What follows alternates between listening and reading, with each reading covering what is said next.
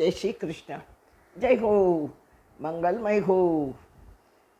વાપીથી ઉદવાડા જઈએ ત્યાં આધાર ટ્રસ્ટ નામે સંસ્થા છે, જેમાં પ્રૌઢો, મહિલાઓ, પુરુષો રહેવા આવ્યા છે. જેમાંના ઘણાના દીકરાઓ પરદેશમાં છે. અહીં મા બાપ ટેકરા રહે તેઓ આ આધાર ટ્રસ્ટમાં રહેવા આવ્યા છે, જેથી સાથ પણ મળે અને એકલતા ટળે. રિસોર્ટ જેવું સુંદર વાતાવરણ, તમામ સુવિધાઓ સાથે લોકો બહુ જ ખુશીથી રહે છે. વળી મોટું ગ્રાઉન્ડ છે, તેમાં આધાર ટ્રસ્ટ તરફથી આધારેશ્વર મહાદેવનું મંદિર પણ સ્થાપેલું છે.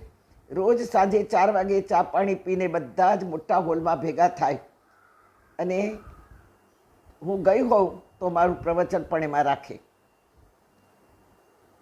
ગઈકાલે મા રાંદલ ઉપર મારું પ્રવચન હતું. હું ગઈકાલની આવી છું અહીં આધાર ટ્રસ્ટમાં, તો એ હું તમને શ્રવણ કરાવું. બહુ લાંબી કથા છે. ત્યાં રહેનારામાંના એક બેને ત્યાં રાંદલ તેડાવ્યા છે અને મને કહ્યું કે માં રાંદલ ઉપર તમે કંઈક કહો. એટલે ગઈકાલે જે પ્રવચન કર્યું તે હું તમને ટૂંકમાં કહું કે એકવાર સૂર્યનારાયણ વિશ્વનું ભ્રમણ કરીને ઘરે આવ્યા. આખા દિવસનો વૃત્તાંત પત્ની રન્નાદેને કહી રહ્યા હતા. રન્નાદેને સૂર્યનો પ્રકાશ એટલો બધો આંખમાં આવતો હતો, એ સહન નહીં થતાં એમણે આંખો બંધ કરીને સાંભળવાનું શરૂ કર્યું. સૂર્યનારાયણ ગુસ્સે થયા. એને થયું કે હું થાક્યો પાક્યો આવ્યો અને મારી વાત કરી રહ્યો છું, ત્યાં તમે આંખો બંધ કરી દીધી, મારું અપમાન કર્યું, મારું કહેવું સાંભળ્યું નહીં. જાઓ, તમારા બાળકો અંધારા જેવા કાળા થશે, શ્યામ થશે. રન્નાદેની એક પણ વાત સૂર્ય સાંભળી નહીં. રન્નાદે બહુ દુઃખી થઈ ગયા. 2 બાળકો હતા. દીકરાનું નામ યમ અને દીકરીનું નામ યમુના. આ બંને કાળા થયા. દુઃખી દિલે માં રન્નાદે પિતા વિશ્વકર્માને ત્યાં જવા તૈયાર થયા. પણ બાળકો અને પતિ સૂર્યની દયા આવી. પોતાનું છાયા સ્વરૂપ છોડી અને રન્નાદે પિયર ચાલ્યા ગયા. ત્યાં ગયા પછી પિતા વિશ્વકર્માને ખબર પડી કે રિસાઈને આવ્યા છે. દીકરીને ઠપકો આપ્યો. રન્નાદે પસ્તાયા, પણ પાછા નથી જવું. તપ કરવા જંગલમાં ચાલ્યા ગયા. બધો જ શૃંગાર તજી દીધો. સફેદ સાડીમાં ઓમ નમો સૂર્યાય નમઃનો જપ કરવા લાગ્યા. જપ કરતાં વિહાર કરતા હતા. ત્યાં જંગલમાંથી પસાર થતા નારદજીએ રન્નાદેને જોયા. રન્નાદેને સાધ્વી વેશે જોયા. બધી હકીકત જાણી નારદજીએ બહુ સમજાવ્યા કે સંસારમાં તો આ બધું ચાલ્યા કરે. પતિ અને બાળકોને છોડીને તમે આવ્યા એ તમારી ભૂલ છે. આવો, હું તમને સુલેહ કરાવી દઉં, ચાલો મારી સાથે. પણ રન્નાદે માન્યા નહીં. નારદે કહ્યું કે આ વનમાં કઈ રીતે રહી શકશો?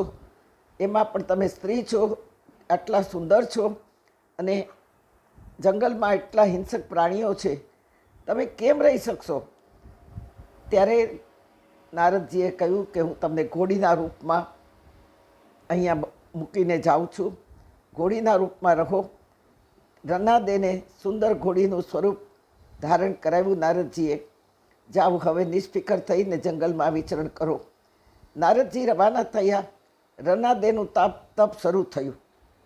આમ કરતાં નારદજી સૂર્યનારાયણ પાસે આવ્યા છે અને તે વખતે સૂર્યનારાયણના જે છાયારૂપે પત્ની હતા, એમને પણ એક બાળક થયો છે અને જેનું નામ છે શનિ મહારાજ. આ શનિ પણ એટલા બધા કાળા છે, કારણ કે છાયા એટલી કાળી હતી, તેથી શનિ પણ એટલા કાળા થયા છે અને કાળાની સાથે ક્રૂર થયા છે. એ જેની આંખ મિલાવે જેની સામે, એ વ્યક્તિ બહુ દુઃખી થઈ જાય. હવે કામ કરતાં નારદજીએ સૂર્યનારાયણને આ બધું વૃત્તાંત સમજાવ્યું અને સંભળાવ્યું અને કહ્યું કે તમારાથી રિસાઈને હકીકતમાં તો રન્નાદે ચાલ્યા ગયા છે પિતાને ત્યાં, અને એ અત્યારે જંગલમાં તમને મેળવવા માટે તપ કરી રહ્યા છે, ભૂલને પ્રાયશ્ચિત કરી રહ્યા છે. અને આ જે અત્યારે તમારી સાથે છે એ રન્નાદેનું છાયા સ્વરૂપ છે અને તેથી એને આ બાળક થયો છે. શનિ મહારાજ થોડા ક્રૂર હતા. સૂર્યનારાયણ બધી સમજી ગયા અને નારદજીએ કહ્યું કે ઘોડીના રૂપમાં એ જંગલમાં ભટકી રહ્યા છે. સૂર્યનારાયણ પણ ઘોડાના રૂપમાં જઈ જંગલમાં ગયા અને મા રન્નાદેને મળ્યા. હવે પછીની વાત કાલે કરશું.